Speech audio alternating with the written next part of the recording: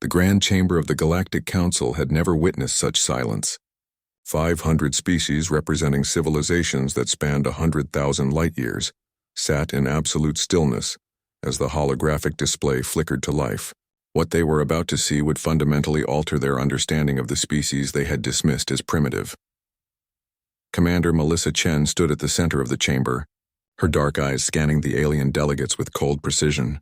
Beside her, Lieutenant William Harper carried a data cylinder that contained evidence of humanity's response to what the Council had sanctioned as a minor territorial adjustment. The humans called it genocide. Honorable delegates, Melissa began, her voice cutting through the chamber like a blade. 6 Earth months ago, the Zithraki Dominion attacked our colony on Proxima Station. They claimed it was necessary for their expansion. You, the Galactic Council, voted to allow it. 17,000 humans died in the initial assault. The Zithraki representative, a towering insectoid creature with iridescent carapace, clicked its mandibles dismissively. The Council ruled fairly. Your species occupies worlds beyond your evolutionary right. The strong must face consequences, Melissa interrupted. William activated the hologram.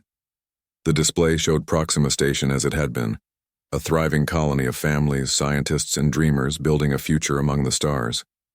Then came the Zithraki warships, their weapons turning the station into a funeral pyre. The council members shifted uncomfortably. They had seen these images before during the hearing, and most had voted against intervention. What you don't know, Melissa continued, is what happened next. The hologram shifted to show a different scene. 3 Zithraki worlds, their cities gleaming beneath alien suns. Then, without warning, those cities began to collapse, not from orbital bombardment or nuclear fire, but from within. The infrastructure simply failed. Power grids, communication networks, water treatment facilities, food distribution systems. Everything stopped simultaneously. We could have burned your worlds from orbit, Melissa said, looking directly at the Zithraki delegate. We chose precision instead. William's fingers danced across his control pad. Humanity spent 6 months infiltrating every Zithraki system. We didn't need to fire a single shot. We simply turned off the lights. The hologram showed panicked Zithraki civilians flooding the streets as their technological civilization ground to a halt. Within days, their military recalled every ship to maintain order. Their grand fleet, which had terrorized a dozen species, became a glorified police force. 42 billion Zithraki, Melissa stated flatly, all completely dependent on systems that humanity now controls. We didn't kill anyone. We didn't have to. We just proved that your entire civilization exists at our mercy. The chamber erupted in chaos. Delegates shouted in 1,000 languages, their translation devices struggling to keep pace. The Zithraki representative lunged forward, only to be restrained by council security. The High Chancellor, an ancient being of pure energy, called for order. Its voice resonated through every mind present. Commander Chen, you are describing an act of war against a council member species. This demands nothing, Melissa snapped back. According to council law, Article 7, subsection 12, a species may employ any non-lethal means to defend its territorial integrity when the council fails to provide protection. We followed your laws to the letter. William stepped forward.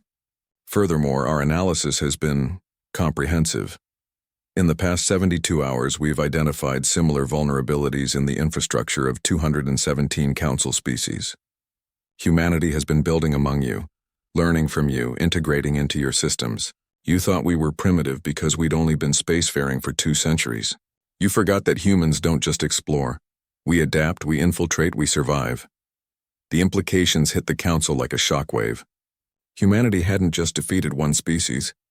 They had demonstrated the capacity to bring down the entire galactic civilization without firing a shot. A slender, crystalline being representing the Velkarian collective spoke, its voice like wind chimes. You threaten all of us? This is madness. You would plunge the galaxy into chaos? No, Melissa replied, her expression softening slightly. We're giving you a choice. The Zithraki attacked us because the council showed them it was acceptable. Because 17,000 human lives weren't worth your political inconvenience. We've proven what happens when you dismiss Earth. Now we're offering something better. She gestured, and William brought up a new document. The Terran Accord. Humanity will share our counter-infiltration technology freely with all Council species. We'll help you secure your systems against the methods we used. We'll even restore full functionality to the Zithraki worlds, on one condition. The High Chancellor leaned forward. Name it. The Council revises its charter. No species, regardless of age or power, will be deemed acceptable losses. Every civilization gets a voice that matters, and attacks on civilian populations, like what happened to Proxima Station, become acts subject to immediate collective response. Silence fell again. But this time it was different. It was the silence of beings reassessing everything they thought they knew. The Zithraki delegate, humbled and broken, spoke quietly. Why didn't you just destroy us? You had the power. Melissa turned to face the insectoid creature. Because despite what you did, we're not monsters. We're human. We believe in justice, not revenge. We believe in building something better, not tearing everything down. But make no mistake, we will never again be dismissed as weak. We will never again watch our people die while bureaucrats debate our worth.